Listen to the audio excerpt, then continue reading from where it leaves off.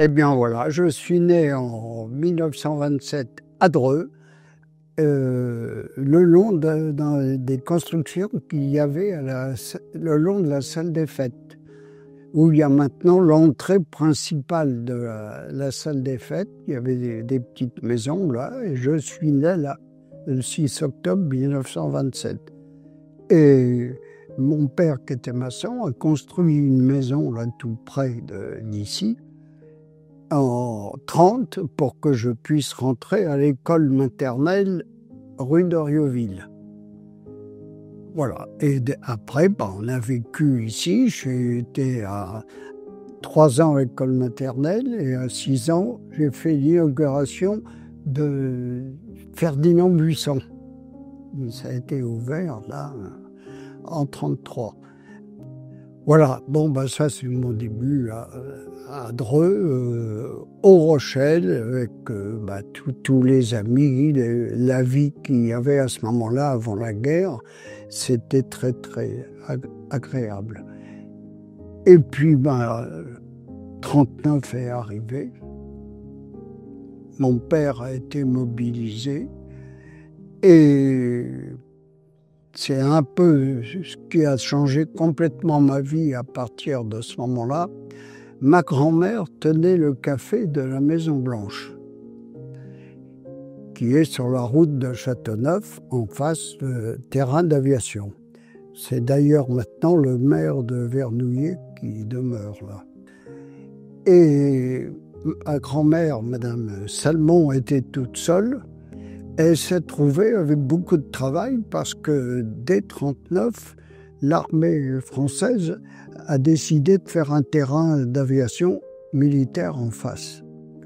Alors les soldats français sont arrivés avec leur matériel, il y avait du monde et elle avait beaucoup de travail. Alors on est parti de la maison d'ici, ma mère et moi, puisqu'on était tous les deux, vivre à la Maison Blanche. La drôle de guerre, il ne s'est rien passé d'extraordinaire. Et 40. Alors, 40, il y a eu l'attaque du 10 mai des Allemands dans l'est de la France. Il est arrivé au terrain d'aviation les Gaudron Renault, avions de chasse, pilotés par des Français et des Polonais qui avaient fui la Pologne.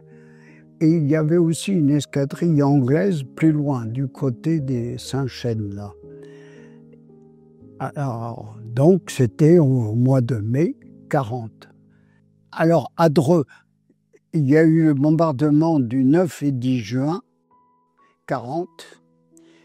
Et j'ai vu d'ailleurs, je suis allé à la gare 1 heure après le bombardement. Il était tombé 2 bombes devant la gare, devant. Quand on regarde la gare de face, c'était sur la gauche, là où il y avait dans le temps les taxis, sur le terrain, là, il tombait une grosse bombe et une autre sur le restaurant, hôtel, café qui est en face, là, le terminus. Et il y avait la moitié du bâtiment descendu. Et la place était remplie de réfugiés du Nord qui descendaient avec des chevaux, des grandes voitures. Et moi, mes parents m'avaient envoyé de la Maison Blanche pour voir ce qui se passait à Dreux, nos maisons, la maison là et la maison de ma grand-mère qu'elle avait achetée en vue de prendre sa retraite, rue de Nuisement, là. J'avais 13 ans, à cet âge-là, on n'obéit pas, et je suis descendu en ville. Et c'était épouvantable. La place était remplie de blessés, de morts. Les gens de l'hôpital couraient avec des civières pour emmener les gens à l'hôpital qui était à côté. Alors ça, c'est la première chose que j'ai vue, et ça, c'était épouvantable, oui. C'est le bombardement de 40. Et les Allemands sont arrivés à Dreux le vendredi. Voilà. Alors ça a été assez curieux, cette histoire d'arrivée des Allemands. parce que tous les Drouais, après le bombardement, sont partis en exode. Il n'y avait plus personne. Et puis nous, on n'est pas partis en exode parce que ma grand-mère était handicapée. Comment partir? On ne pouvait pas partir. Et le jeudi, il n'y avait plus personne. Et d'un seul coup, on a vu une voiture arriver par la route qu'allait à Nuisement. On connaissait la voiture et le monsieur qui conduisait, un éleveur. Il s'est arrêté, nous voyant, et il dit bah, « Vous avez bien fait de ne pas partir, les Allemands sont à Marsauceux. » Non, à Marsauceux. C'est pas vrai, ça. Ben si, ils sont arrivés hier, ils sont à Marsauceux, ils s'installent. Il ne se passe rien. Les maisons qu'il y a des gens, ils ne s'en occupent pas. Où il n'y a personne au besoin, ils rentrent. Bon, et tout. Oh ben, il va vers autre chose. Alors, très bien, il est parti. Et le soir, il faisait nuit, alors vous voyez, au mois de juin, c'était assez tard, pan à la porte du café qui était fermé. On était tous les trois, ma grand-mère, ma mère et moi. Qu'est-ce que c'est? Soldats allemands. À cette heure-là. Alors, qu'est-ce que je peux faire? Puis je couais la porte, alors on a ouvert la porte. Alors, ils étaient avec un sidecar, 3, un qui est resté dans le sidecar et 2 autres qui sont rentrés. Alors, le casque, la mitraillette et tout. Ils sont rentrés dans la salle du café, ils avaient de l'éclairage et ont sorti une carte et ils ont fait voir à ma mère. Il dit, ici, c'est là. Il faisait voir sur la carte. C'était la route des Corvées. Ils croyaient sur la route des Corvées. Alors, ma mère, elle leur dit non. Elle a bien reconnu la route de Châteauneuf, la route de Chartres, tout ça. Bon, elle dit, mais non, c'est la Maison Blanche, c'était marqué. C'était un rameau, la Maison Blanche, c'est là. Vous voyez, bon. Alors, elle a eu une bonne idée. Elle a dit, bah, elle les a fait sortir et c'était marqué sur le café. Ça y est toujours d'ailleurs. Café de la Maison Blanche, seulement. Alors il a éclairé. Oh, il n'y a que ça juste, il ne nous a pas embrassés. Non, mais c'était incroyable cette histoire. Alors, quand ils ont vu ça, ils ont discuté. Merci, enfin. Et puis, il est parti. Mais vous vous rendez compte, cette histoire, l'armée française a laissé des tas d'avions parce que c'était pas organisé du tout. Ils étaient là avec des avions, il n'y avait pas d'entretien pour les avions. Dès qu'il y avait une panne, l'avion, il est resté là, quoi. Et alors, quand les Allemands sont arrivés, ils ont vu tous ces avions qui étaient là. Et ils sont installés, ils ont décidé de faire un terrain d'aviation. Alors, il y a eu beaucoup de travailleurs français qui ont travaillé. Alors au début, les avions de bombardement pour l'Angleterre, c'était des Heinkel 111, mais il n'y avait pas de piste en béton, hein, c'était sur l'herbe. Ça avait été nivelé, préparé par l'armée française. Et ils ont commencé en juillet à bombarder l'Angleterre. Tous les soirs, ils partaient en fin d'après-midi, puis ils rentraient dans la nuit. Et ça a duré 1 an. Il y en a eu beaucoup qui ne sont pas revenus. Ils ont perdu beaucoup d'appareils. Alors nous, on vivait avec eux parce que on a rouvert.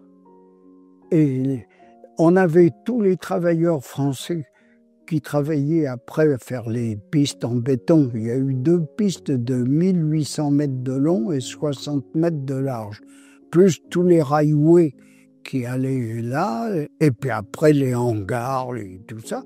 Alors, ils venaient au café, quoi. Et puis, les Allemands aussi. On a servi à boire aux troupes allemandes. Comment faire autrement? Tous les cafés de Dreux, c'était comme ça.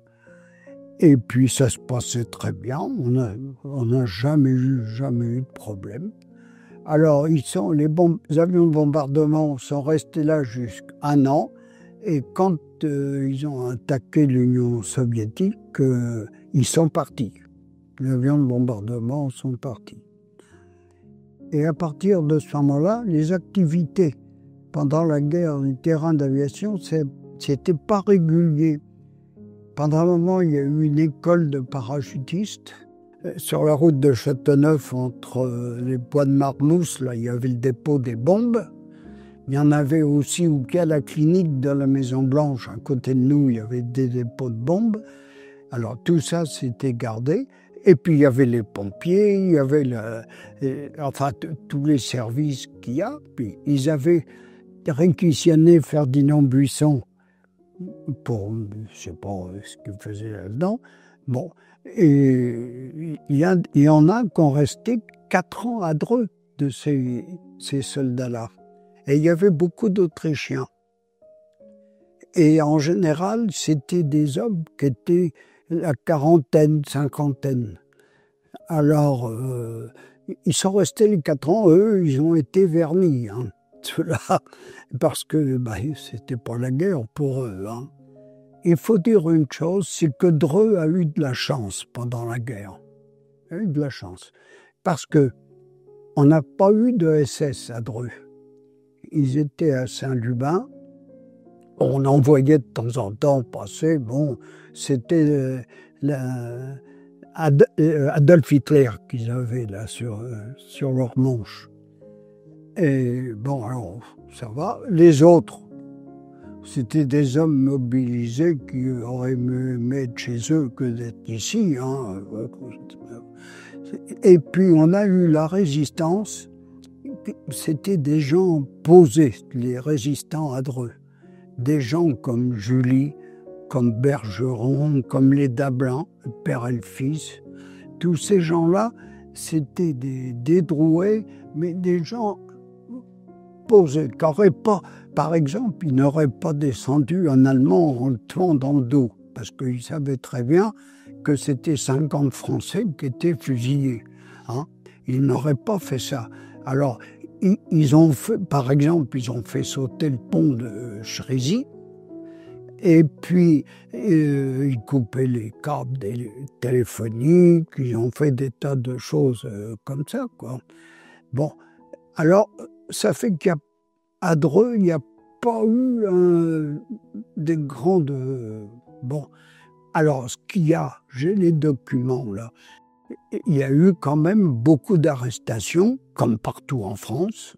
Les juifs, les communistes, il y en a eu de fusillés.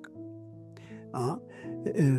Moi, j'ai eu un surveillant de Rotrou qui a été fusillé à Châteaubriand, là, parce qu'il y avait eu un Allemand de tuer un officier.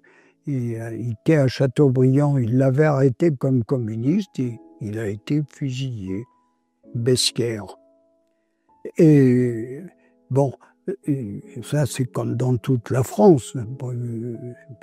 La vie quotidienne, bon, moi, j'avais 13 ans en 40.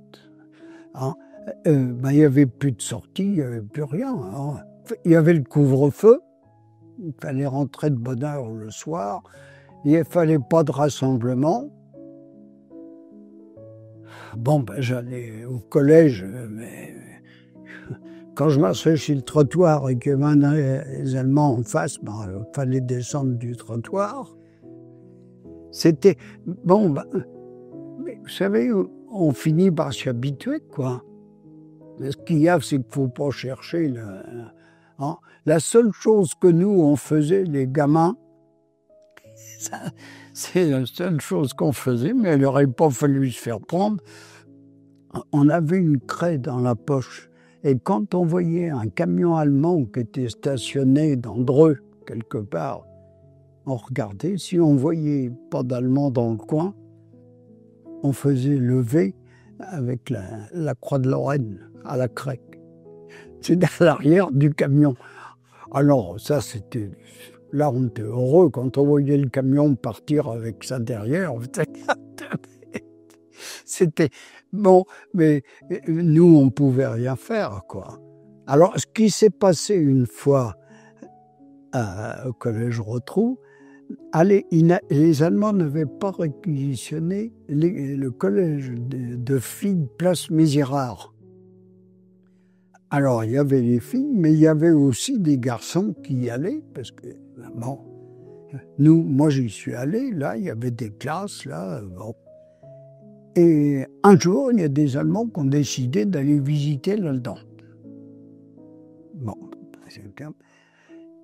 sur les tables, les gamins avaient gravé dans le bois, les anciennes tables, hein, ils avaient gravé Vive de Gaulle.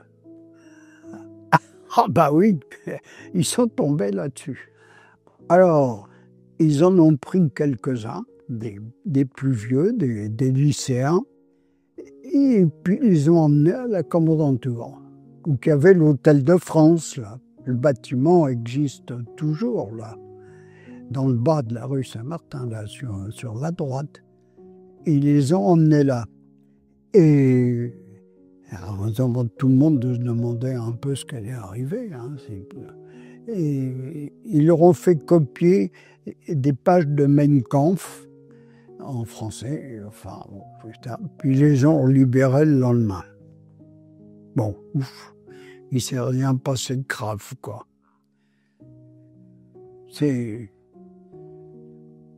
Non, la vie sous l'occupation, c'est pas du tout, on ne peut pas comparer avec notre vie d'aujourd'hui. Le principal, c'était de manger. C'était ça. La grande occupation, c'était de trouver de quoi manger. Évidemment, dans les commerces, il n'y avait plus rien. On avait notre carte d'alimentation. Tant de grammes de pain, tant de grammes de viande, tant de grammes de machin. Alors, fallait aller on avait de la chance par rapport aux grandes villes comme Paris, c'est qu'on pouvait aller traîner dans les campagnes. On avait de la famille, on avait des amis qui tenaient des fermes. Bon, c'est ça qui nous a sauvés pendant la guerre. Nous, on élevait des poules et des lapins. Bon, on en mangeait de temps en temps, mais les paysans, c'est arrivé qu'un jour, ils tuaient un cochon ou un veau, et puis bon, ils partageaient la viande, enfin. Mais c'était la grande préoccupation. Hein. Moi, j'ai vu, quand on connaissait un paysan, après Tréon, là, quand on arrive au feu rouge à Tréon, on part sur la gauche, là, il y a Masserville, et c'est le pays d'après, je ne me rappelle plus le nom. Et là, on connaissait un paysan. Alors, il nous vendait un sac de blé, 100 kilos de blé. J'y allais avec mon vélo et une remorque, avec le 100 kilos de blé dedans, et je le descendais à Fortil. Et il y avait un moulin qui marchait à l'époque, là, au bord de l'Avre.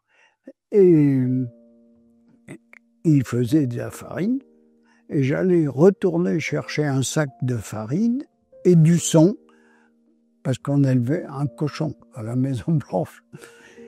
Et je portais la farine au boulanger, place des Fusillés, la boulangerie qui existe toujours. C'était Monsieur Lenoir, le boulanger. Je lui portais les kilos de farine, j'avais mon carnet et j'allais chercher du pain sans ticket. Voilà, il marquait. Et on avait du pain sans ticket avec la farine. Et c'était ça notre grande préoccupation, quoi. C'était la nourriture. Autrement, il y avait le cinéma. Bon, cinéma idéal, la rue Parisis. Les films, c'était bien. Les informations, c'était fait par l'allemand. Il y avait que ça, parce qu'il n'y avait plus de balles, il n'y avait plus de rien, quoi. Il y avait une usine, Place de Gros, où il y a les immeubles maintenant. Il y a eu Facel Vega, là, ils ont fait des voitures, mais à l'origine, c'était une menuiserie industrielle. Avant la guerre, bien avant la guerre. Et les Allemands ont occupé, et là, ils venaient réparer les engins militaires, les canons surtout. La Flak, c'était la Flak. Et il y avait des Français qui travaillaient là pour réparer les canons allemands, quoi. Et puis il y avait Potez là-haut qui avait été réquisitionné aussi. Puis Gros-de-Mouche qui travaillait pour les Allemands. C'était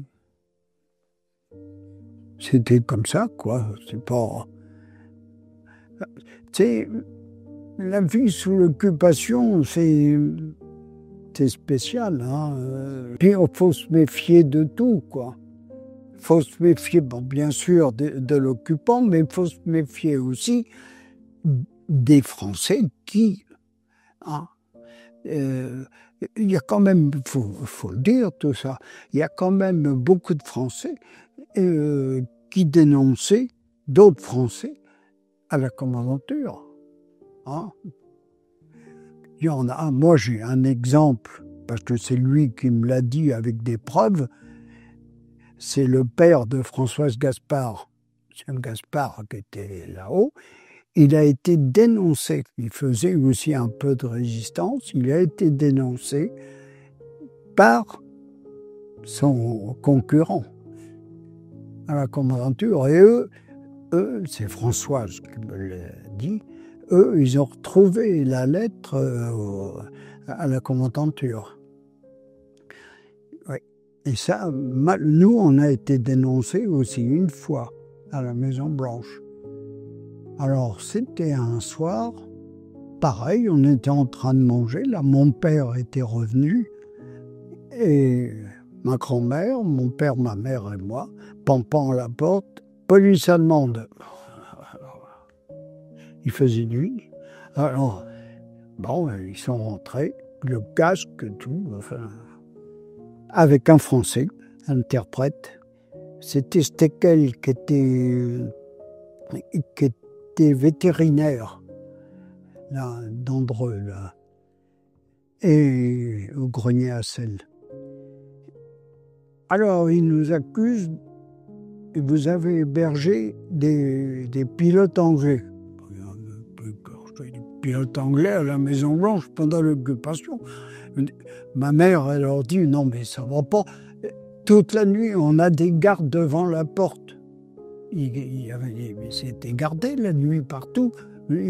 On est entouré d'Allemands. Non mais, alors ma mère leur dit, écoutez, allez-y, visitez toute la maison, allez partout, dans la cave, le grenier, allez partout, allez-y. Alors, on a vu discuter avec l'interprète a compris, quoi. On voyait qu'il essayait de calmer, puis de dire, c'est pas vrai, quoi. Et puis au moment de partir, ma mère, elle accroche l'interprète, puis elle lui dit, mais ça, c'est une dénonciation, quoi. C'est quoi? Alors, lui, il pouvait pas dire, il dit, ça arrive, oui, enfin, bon, on n'a jamais su vraiment, mais c'est sûr, hein, que c'est quelqu'un qui nous avait dénoncé, quoi. On a, entre 1939 et 1948, on a déménagé 10 fois.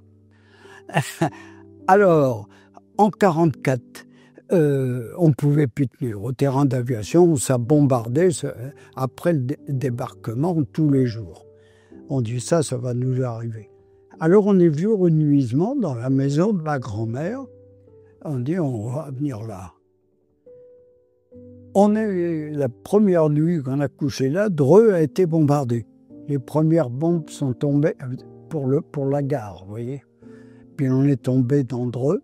Et il en est tombé une, il y a le boulevard, là, le boulevard de l'Écluse, il est tombé une bombe au bout du boulevard, mais en plein milieu du boulevard. Et nous, la maison était 2 maisons à côté. Ça a même descendu du plâtre et tout. On venait de se coucher, bombardé. Et rien à la Maison Blanche.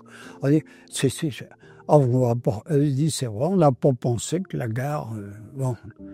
Le lendemain, on est reparti à Aulnay-sous-Crécy, parce que il y avait mes grands-parents paternels et ils étaient décédés tous les deux, la maison était vide. Bon, on est partis tous à Aulnay-sous-Crécy.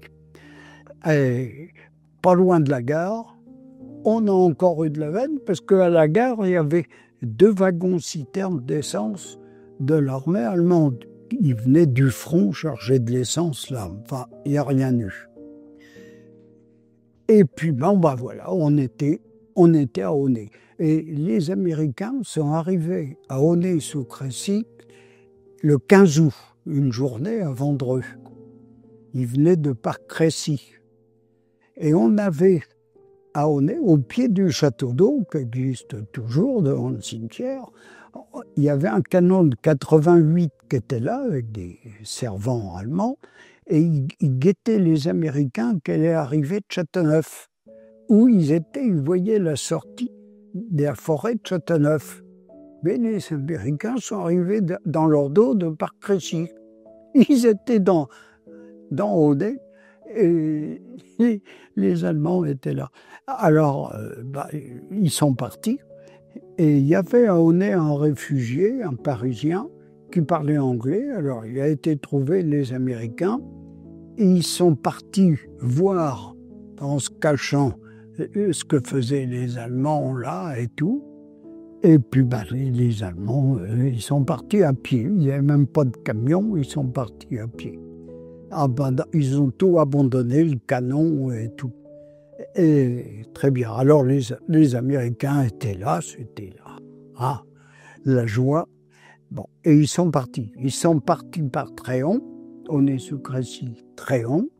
À Tréon, ils sont partis où il y a les feux, là, sur la route de Châteauneuf, et ils sont partis sur Imbermé. Il y a une route qui va là jusqu'à Imbermé. Et ils ont passé la nuit dans ces coins-là, par là-bas. Et c'est ceux-là, le lendemain, qui sont descendus par la route de Chartres, sur Dreux. Et ça a été écrit et confirmé. Il y a des gens de la Résistance française qui les ont contactés et qui ont dit « Vous pouvez venir à Dreux, il n'y a rien. Il n'y a plus d'Allemands, ils sont partis. » J'ai les photos du départ des Allemands, là. Et... oui, mais il y avait un canon à la fourche. Il y avait des grands arbres, ils étaient là derrière un arbre. Et quand ils sont descendus, eux, les Américains, en convoi, ils descendaient la route de Chartres. Devant, c'était un half-track. Dès que le canon, ils les ont vus, ils ont tué 7 Américains, là. Bon. Et puis, ça s'est battu un peu autour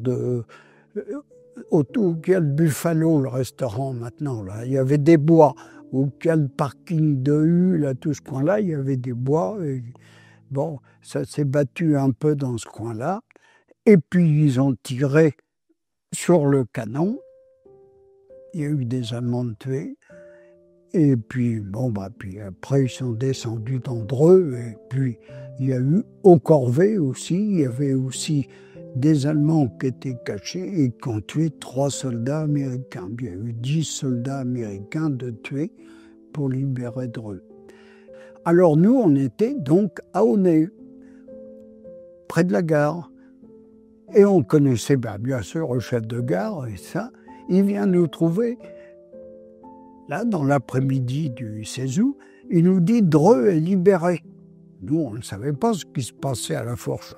Et on dit « Je viens de l'apprendre des collègues de Dreux, que ça y est, il y a les drapeaux, les gens chantent, enfin... » Oh, mince. Alors, mes parents disent « Écoutez, vous allez y aller ». Alors, avec mon père, on est parti en vélo à Dreux, d'Aulnay-sous-Crécy, pour voir l'état des maisons. La maison blanche, la maison de ma grand-mère, puis la maison de mes parents, là, qui est là. Nous voilà partis, tous les deux, mon père et moi, et on est arrivés à la fourche. Alors, à l'aller, ça venait de se produire, et la route était remplie de déchets, des branches d'arbres tombées et tout. On a passé comme on a pu à pied avec nos vélos, et puis c'est tout. On a été voir les maisons, il n'y avait rien, on est revenu. Et quand on est revenu, c'est là qu'on a vu les dépouilles des soldats qui avaient été tués, les 7 soldats. Ils étaient dans des lançeuils, entre les 2 routes, il y avait une station d'essence, là, et qui ne marchait plus pendant la guerre. Mais au milieu, il y avait 2 pompes et ils étaient réunis par un trottoir. Les voitures se garaient le long du trottoir pour faire le plein. Et c'est là qu'ils avaient aligné les 7 corps dans des linceuils. La couleur, je ne sais pas si c'était vert ou brun, enfin, ils étaient enfermés là-dedans, quoi. Et alors, nous, on s'est arrêtés pour regarder. On était sur route de Châteauneuf avec nos vélos. Ils étaient à 15 20 mètres de nous. On ne s'est pas approché. Et devant, il y avait une femme française qui était agenouillée devant, qui devait prier, quoi. Mais on n'a jamais su qui c'était parce qu'on la voyait de dos. On a essayé de se renseigner, on n'a jamais su qui c'était cette femme. Alors donc, elle était témoin comme nous, mais elle ne s'est pas fait connaître, je ne sais pas. Alors bon, on a regardé de loin un peu un moment, puis on est rentré, quoi. Il y a eu, évidemment, il y a eu le retour de Violette. J'étais présent à la place Métézo, noir de monde, la place. Mais c'était incroyable, le monde qu'il y avait. Moi, pour voir quelque chose, avec d'autres copains, on était au pied du beffroi, côté place Métézo. Il y avait des pissotières le long du beffroi, là, à ce moment-là, derrière le beffroi.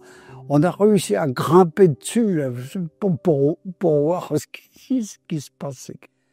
Oui, il y a eu ça, puis il y en a eu d'autres. Hein. Bon, c'était à Dreux, c'était comme dans toute la France, hein, c'était formidable, quoi. On a connu une période... c'est curieux,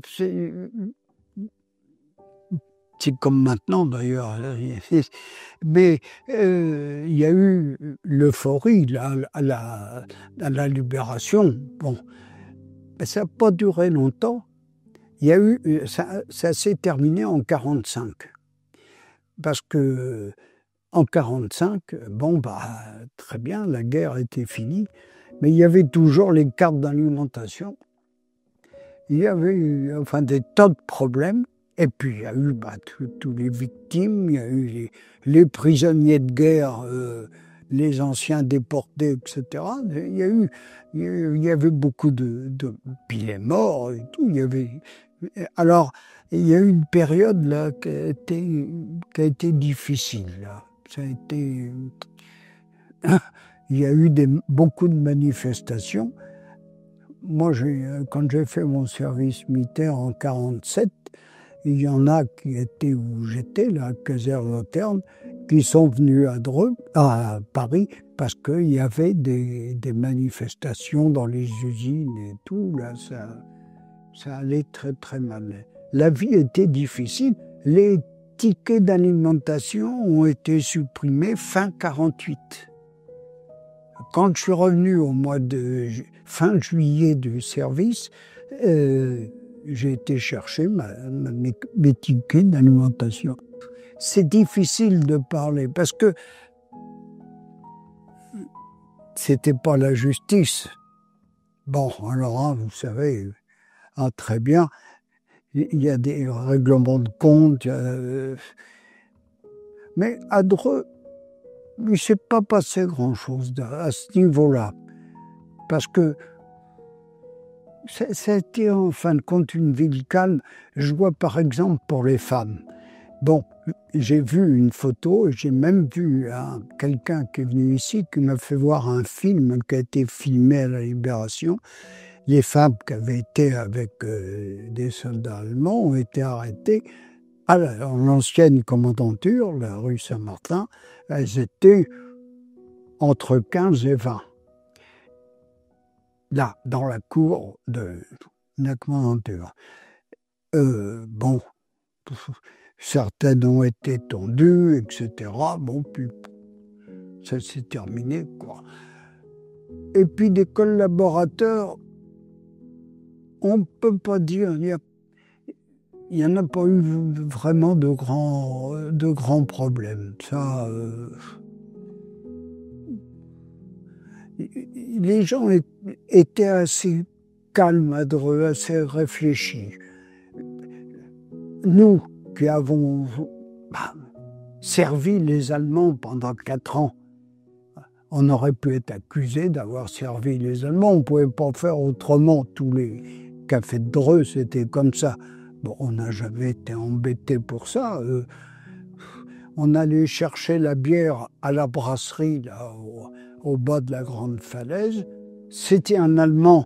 On avait des bons. On allait chercher la bière. On allait au bureau où il y avait l'Allemand. Bon, puis on avait droit à la bière. Bon. On n'avait pas grand-chose à vendre que de la bière, parce que des fois, un peu de vin, mais les apéritifs, tout ça, c'était fini, quoi. Des jus de fruits, on faisait des jus de fruits. Quoi.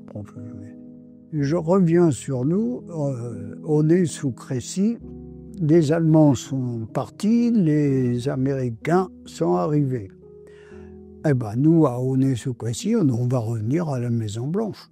Alors, on revient à la Maison-Blanche, on remet de l'ordre dans tout ça, on commande, Bon, on se prévient, une fois que tout a été prêt, un jour arrive une grande femme en uniforme américaine, l'American Red Cross, et puis un officier américain, il dit, bonjour, on vient réquisitionner toute votre maison. Hein? Ah oui, on va faire un foyer du soldat et on va vous déménager. Mais enfin, ça va qu'on avait la maison qui était vide régulièrement. Hein? Alors il dit non, mais on va venir avec des camions, on va tout vider. Alors ma mère a dit, mais oui, mais nous, on vit avec ça, alors si vous nous retirez en plus. Ah, mais pas de problème. Vous, madame, vous serez la chef du personnel qu'on va embaucher au foyer du soldat. Et puis moi, on vous embauche aussi pour travailler, pour faire thé, café, chocolat, les gâteaux américains. Et c'est ce qui s'est passé. Ils sont arrivés avec 3 JMC, ils ont vidé tout en vrac dans les camions. Enfin, bon, et nous voilà. Et pendant 1 an, on a travaillé, ma mère et moi, à la Maison Blanche. Alors j'ai une série de photos là, énormes. Hein. J'ai tout sorti. Bon, et voilà, j'ai vécu 1 an avec ça a changé. Des Polonais, des Anglais, des Français, des Allemands, et là, c'était les Américains. Alors, sans bouger de place. Alors, 1 an, mais c'était sympathique. Moi, j'ai passé 1 an formidable, parce que travailler le matin de 8h à 6h le soir, travailler à faire les gâteaux, les donuts, là, tout ça, enfin bon.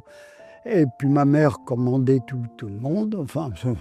Très sympathique. Le midi, on mangeait à la gamelle avec les soldats américains. On allait faire la queue avec eux. Puis on mangeait comme eux. Ils nous avaient donné leur plateau avec les cases, la pile-quart. Puis bon, il n'y avait pas de vin. Hein. C'était la 9e Airborne. C'était les avions de transport, là, les Dakota.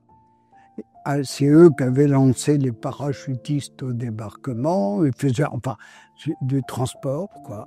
Et à Dreux, ils ont continué le transport. C'est eux d'ailleurs qui ont... il y en a qui sont partis de Dreux, des planeurs et des parachutistes, pour la traversée du Rhin en avril 1945. Alors là, c'est encore une anecdote. On était 2 garçons, à Valéjas, là, et puis moi. Et la chef, l'américaine, nous dit demain matin, vous venez, d'habitude au lieu de 8 heures, vous venez à 5 heures. À 5 heures du matin. Sans explication, sans rien, 5 heures du matin. Bon, on arrivait à 5 heures. Oh là, ça bougeait sur le terrain d'aviation. Il y avait les camions qui étaient dans la cour. On a chargé des isothermes remplis de café et tout ça. Et puis nous voilà partis sur le terrain d'aviation. Oh, rempli d'avions et de planeurs et de parachutistes. Alors, ils étaient descendus à terre, les parachutistes en noir, là. Et nous, on arrêtait et on leur donnait du café. Et puis les Américaines avaient des petits paquets qu'ils leur donnaient où dedans, il y avait des chewing-gums, des cigarettes, des machins, enfin bon. On a fait ça. Puis à un moment donné, il a fallu qu'on parte. Et puis tout ça, c'est parti sur le Rhin, là, après ont traversé. Oui, ça c'était au mois début avril 1945. Moi, j'ai passé une année formidable. J'ai appris les Américains. Alors, ça nous changeait parce que être avec les troupes allemandes pendant 4 ans, eux, c'était la rigueur. Hein. La tenue, c'était le calot ou le casque, et puis tout. Les Américains, on les voyait travailler sur les avions, là, tout. Alors, habillés n'importe comment. Il y en avait la casquette, le bonnet, enfin, c'était... Et ils se tenaient, ils croisaient les officiers au foyer, ils ne les saluaient pas. Hein, les Allemands, eux, non, c'était une liberté complète, quoi. C'est une vie, ça nous changeait, nous, alors complètement, quoi. Non, moi, j'ai eu une bonne expérience, là, pendant 1 an. On est resté en contact assez longtemps avec les 2 Américaines, Hélène et Anne, et elles étaient à côté de New York, là, et bon, très sympathiques, parlaient bien français toutes les 2. Et non. Alors, c'est ce que je vous disais au début. Tout ça, j'ai rien cherché, mais tout ça, ça m'est arrivé. Toute ma vie, ça a été comme ça. Et il y a aussi une anecdote qu'il faut que je vous raconte de l'occupation. Quand j'ai fait mon service militaire en 1947, j'ai fait les classes, un petit bled près de Kayser-Loterne. Un dimanche, on ne faisait rien. D'un seul coup, on m'appelle. On te demande. Un dimanche. Bon, je descends, j'arrive dans la cour. Un Allemand de l'organisation Todt qui a été à Dreux pendant 4 ans.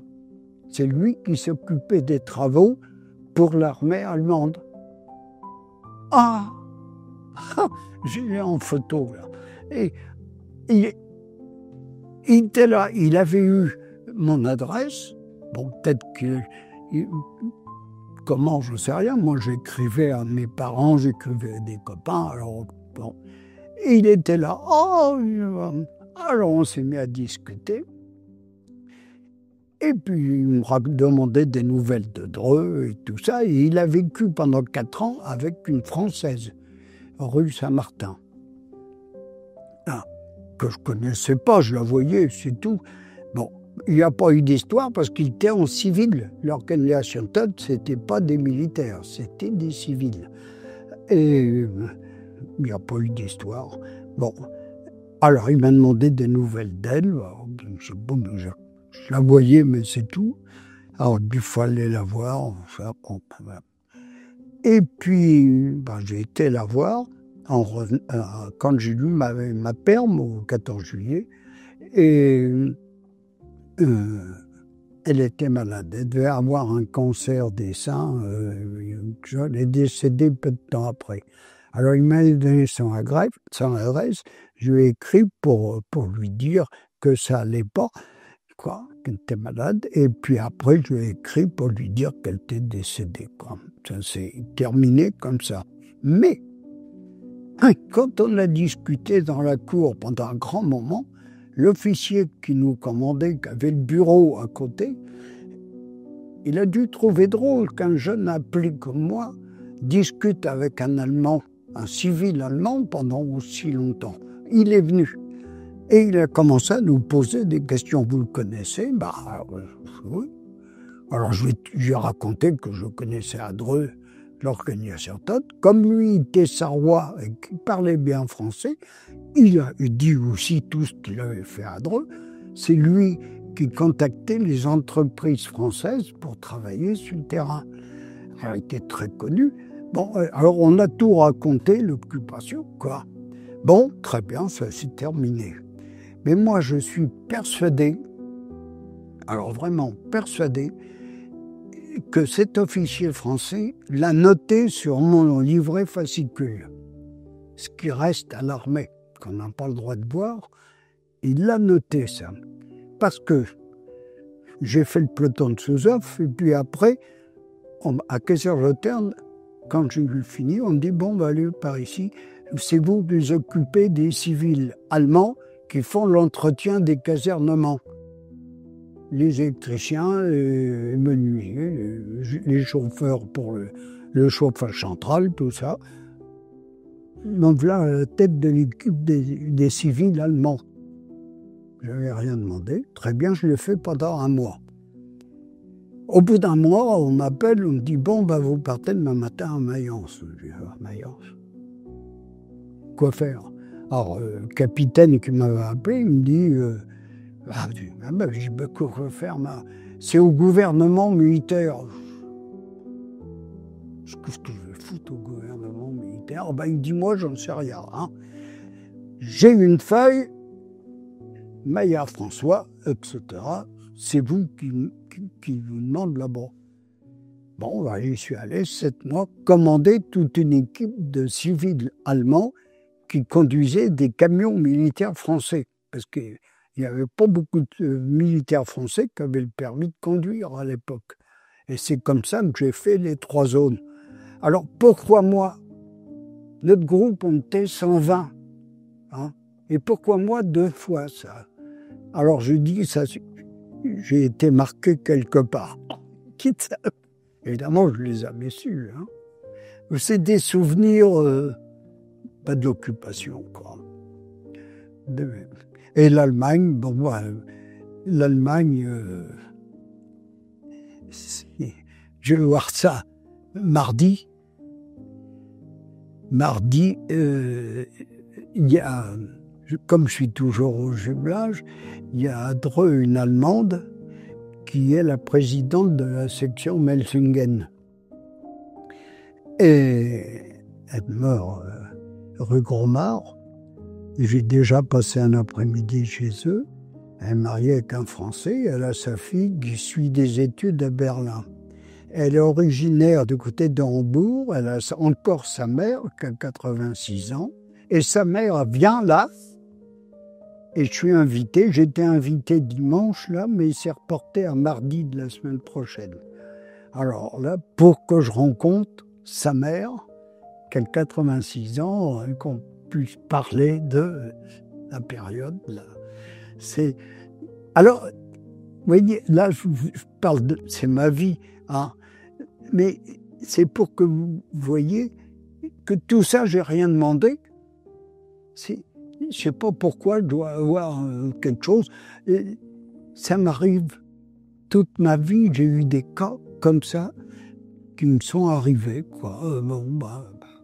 C'est une vie ordinaire, puisque j'ai rien fait de spectaculaire, rien, j'ai pas fait d'études, hein, j'ai juste le brevet, sauf que j'ai eu le brevet le 6 juin 1944. Et je l'ai gardé, hein. Ça, je l'ai toujours, mon brevet, 6 juin 1944, et c'est signé de Courtois. Courtois, qui était le directeur à Rotrou de la section industrielle. C'est là que j'ai appris le métier d'ajusteur mécanicien. Et après, je suis devenu ajusteur outilleur. Et bon, mais tout ça c'est arrivé, bon, hein. Non, c'est marrant. Mais j'ai connu beaucoup de personnes intéressantes à Dreux, grâce à ma vie. La guerre, l'après-guerre, mais j'ai été aussi conseiller municipal pendant 6 ans, là, et j'ai eu une épouse qui était formidable. Pour le jumelage, Vanier, qui avait créé le jumelage en 60, un jour, il meurait rue Jean Massé, là au-dessus, il travaillait à la gare, il était cheminot aux marchandises. Il s'arrête, il rentre, bon, me fait rentrer, et il me dit, bon voilà, je crée le comité de jumelage à Dreux. Il était conseiller municipal, et je voudrais que tu en fasses partie. Alors, j'étais déjà vice-président du Cercle, président de l'auberge de jeunesse et du groupe Agiste. Et puis le travail, je faisais 51 heures par semaine dans les pressings. Alors ma femme était là. Oh, Vanier, parce que tu es habitué avec les étrangers, tu es habitué avec les jeunes, et tout ça. Bon, je dis, oui, mais moi... Alors ma femme a dit, écoute, tu ne peux pas refuser. Tu ne peux pas refuser. Le jumelage, c'est important.